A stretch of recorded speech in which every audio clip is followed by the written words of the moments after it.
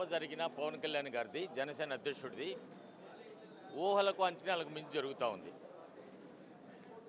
ఎక్కడైతే పార్టీ మహాసభ జరుగుతుందో పాలకపక్షం కానీ ప్రతిపక్షం కానీ మాకంతా కావాల్సింది మొబిలైజేషన్ కాదు, మేం కావాలని వాళ్ళకు వచ్చేదానికి వసతులు కల్పించేదానికి.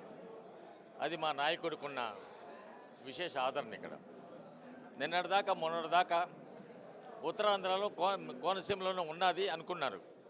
రాయలసీమలో కడపల జిల్లాలో చూసిన సభ చూసిన తర్వాత కడప జిల్లాలో కానీ కర్నూలు జిల్లాలో కానీ చిత్తూరు జిల్లాలో, నేను చిత్తూరు జిల్లా నుంచి సార్తో పాటు ఉన్నా, అధ్యక్షుడితో పాటు నరసరావుపేటలో కానీ మాకు అంచనాలకు మించుంది.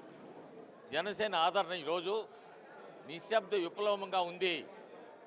ఈ విప్లవం అనేది ఎన్నికల 11వ తారీఖు, ఏప్రిల్ 11వ తారీఖు నిజంగా మారబోతుంది. మాకు ఎటువంటి కూడా అనుమానం లేదు. జనసేన పార్టీ అధికారంలోకి వచ్చేదానికి ప్రజలు తప్పకుండా సహకరిస్తారనే నమ్మకం కూడా మాకుంది. ఈ జనాదరణ చూసి రాజమహేంద్రవరంకు చరిత్ర కూడా ఉంది.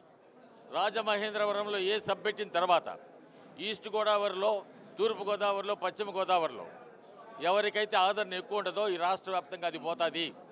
ఎన్నికలకు ముందు ఈ సభ జరగబోతూ ఉంది.